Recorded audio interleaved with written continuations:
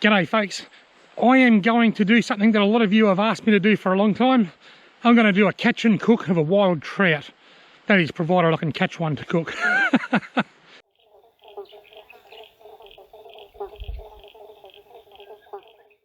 Righto folks, this is the same morning as the first day back after the big lockdown. I've already had my fun. I've caught a stack of trout and I've released them all. Some of them are quite nice, but I've decided why not keep one for the pan, because a lot of people ask me, why don't you do a catch and cook? I've got my frying pan and my stove with me because I bought some steak to cook myself a steak sandwich later. So I thought, well, why not? Now, I haven't come up here to do this, so I haven't got any fancy ingredients. In fact, all I've got is a stove, a frying pan and some margarine. But that's all you need to cook it, sample it and see how it tastes. Now, I've got to put a lot of emphasis on one thing. It doesn't need to be a really big fish. There's no point keeping a great big spawner. I don't want a tiddler. Something around the 25 to 30 centimetre mark, as long as it's nice and fat, will be about perfect. Let's go and see if we can catch a fish and do a catch and cook.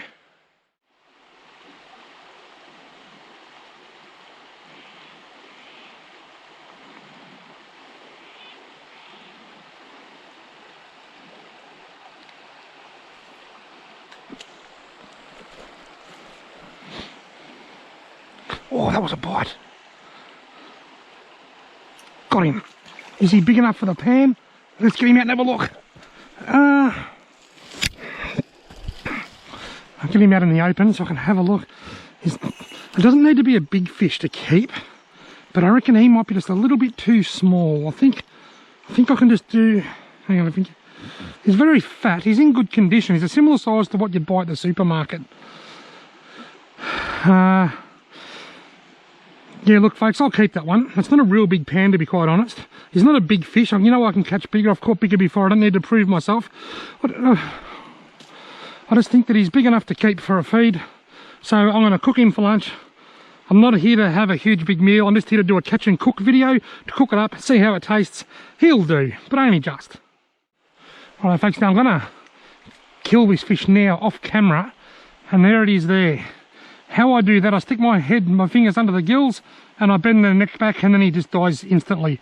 As I said, he's not a big fish, but I'm not here to have a gourmet feed. I'm just here to cook a fish, to cook a trout, to taste it, to do a catch and cook and to see how it tastes fresh from the stream straight into the pan. And he's certainly, it's not about the length always.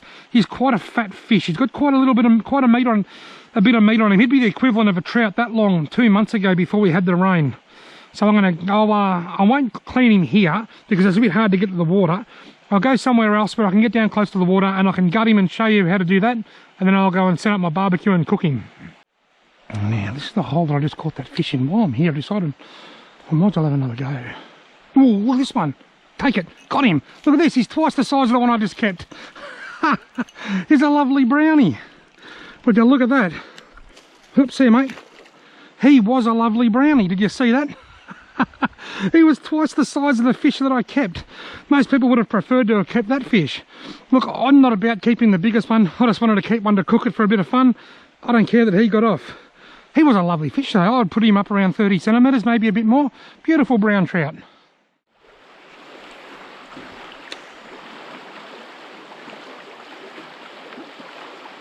Got him. Yes. Oh, nice fish. Get out of there. Get out of there. Lovely trout. Look at that. He's a bit bigger than the one that I kept as well. I thought I'll just have a few casts here. I've actually almost out of worms. If you watched the first video that I filmed this morning, you would have noticed I mentioned several times that I was running low on worms. I thought I might just see if I can get a fish on the last of my worms here. And I've done just that. He'd probably be a little bit of a better fish than the rainbow. He's just a little bit bigger. But anyway, it doesn't matter. Don't kick. No. Let me get your photo.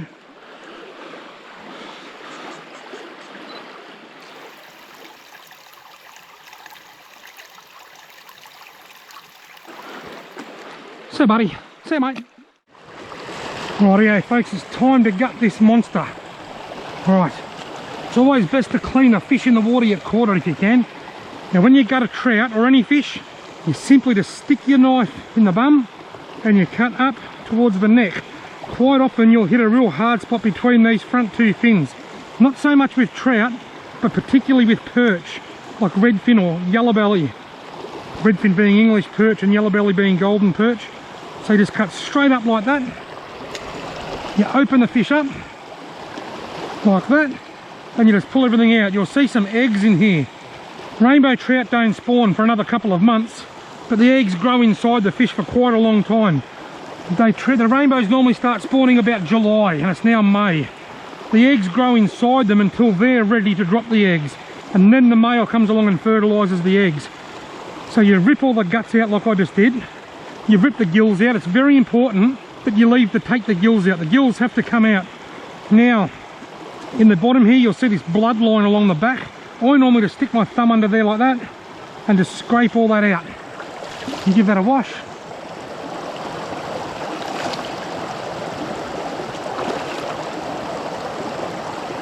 Get as much of that bloodline as you can out of the middle there. Now that's your fish cleaned and ready to go. Cleaned, ready to fry. Now this wasn't written into the script. Flat tyre. I'm just really glad that I was stopped next to a concrete culvert while I gutted that fish.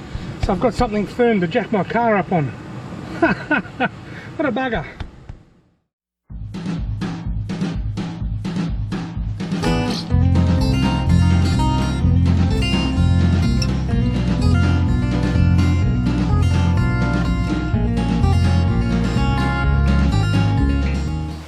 You may remember I lit this shellite burner on my one of my videos just recently. I made a video about how to light these. I'm going to light this shellite burner and I'm going to fry my monster trout in the frying pan in a bit of margarine.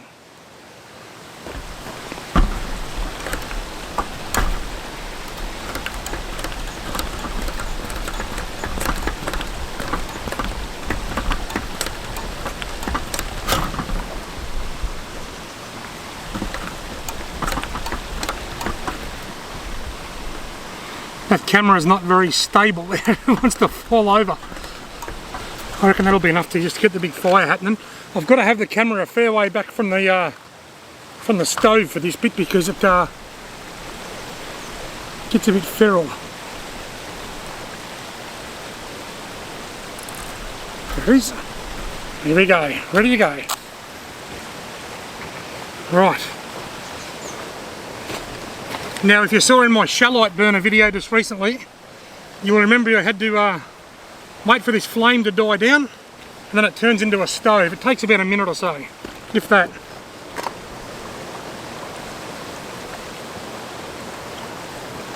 I might just take my camera out of harm's way.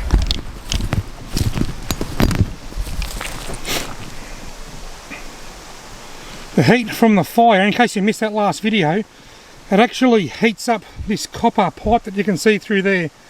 Once that copper pipe's got enough heat in it, the fire, it evaporates the fuel and turns it into a gas, and that's when the fuel really starts to work. Here we go, we're starting to get a bit of flame in the top now already. Oh, here we go. Here we go. Notice the yellow is decreasing. It's getting less and less as that copper tube heats up. Now we're getting a gas stove.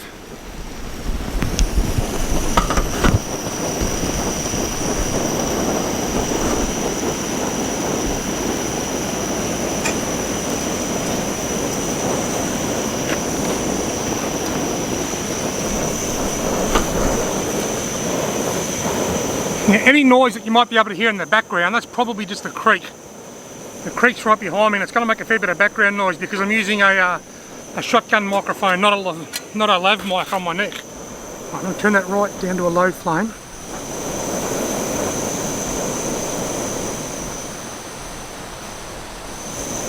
It's hard to get a low flame. There's so many stoves.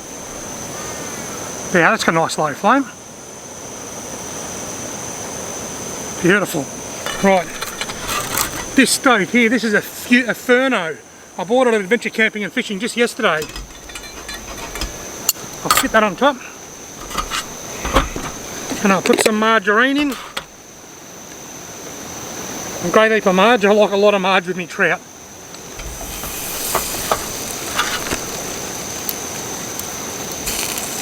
Even on a low flame, that's still really hot. It's not until you put the margarine in the frying pan and it starts melting that you realise just how uneven the table is.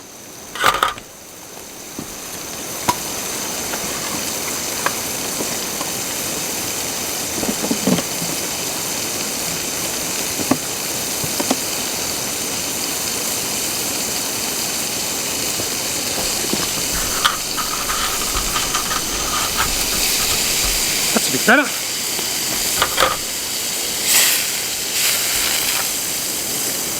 I think that's hot.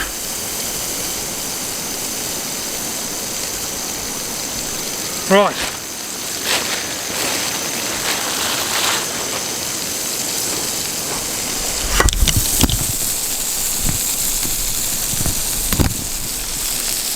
Put my fish in. There you are. I did say it wasn't an overly big pan. Now, do you like some fish with your butter, Robbie? Now, because I didn't set out today to do a catch and cook, I didn't come up here expecting to cook a fish. There's a couple of things I'm missing. I've got most of the things that I need because I'm going to cook some steak for lunch anyway. But what I would normally have is some kind of an egg lift so I can flip the fish over, get under it properly and flip it over. And the other thing that I wish I had with me is garlic butter. I've got some garlic butter, a little plastic tub of garlic butter in the fridge at home. I haven't got it with me, so normal butter will do. So the only thing I'm really missing out on is the flipper, an egg flipper, whatever you want to call it.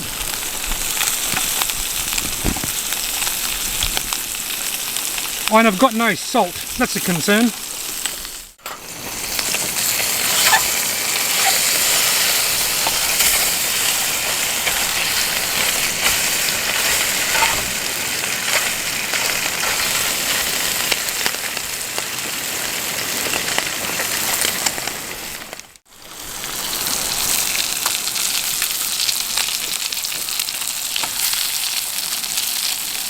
What I like to do when I cook trout is cook them as slow as I can until they're about cooked. Once they're cooked, I crank the heat up full bore and then fry them really, really hot just to burn the skin. I don't skin or scale trout. I normally just throw them straight in the frying pan as they are. And as I said, I finish them off on a really high heat just to really burn the skin.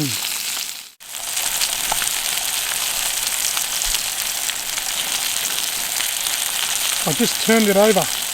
Looks a bit raggedy just here. That's because I almost ripped that front fin off when I was gutting it earlier.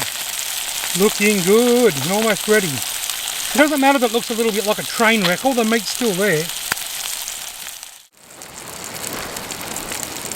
Righty-oski. I have just turned it off. This is where I really wish I brought that spatula with me that I mentioned earlier.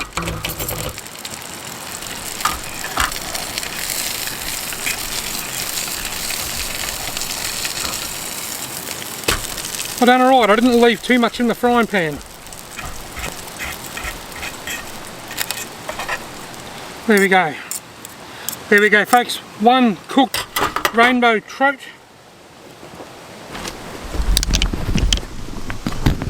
One cooked rainbow trout. Nice and dark. I did what I said, I cranked it right up full bore just before I turned it off, just to really burn the skin. Let's go and see what it tastes like. Right, now when I eat a trout, what I do, I rip the head off, sort of cut just above the tail there, then get rid of this front fin. This skin should be nice. So what you can do, it's going to come off anyway, look at that, it's just, that meat has just come straight off the bone. I was just going to say, what you normally do is I put a fork and knife in the middle and sort of part it like that, get all the skin from above the backbone, all the meat from above the backbone over there, and then down the back here there's meat without a bone in it. But look at that, there's the bone. The rib cage has come out. I'll throw that over there for the local wildlife. I'll put the head over there too because I don't need that. And there's my, get rid of what I can see, the bones. There might be a couple of bones in here, but it shouldn't be too bad. Get rid of that fin. There we go, folks. That's what I'm left with. That's the meat from the trout that I'm about to eat. Let's see if it tastes any good. The only thing I'm wishing I had some salt with me. Now this is not the healthiest way to eat fish.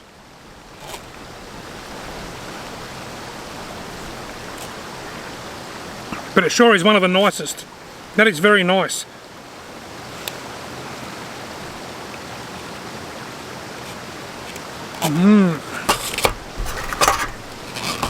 Very, very nice, except for the fact that I'm missing the salt.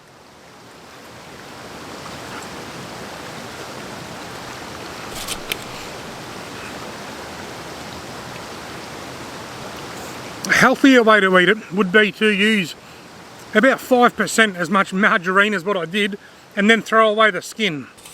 But then you've thrown away with the flavour as well.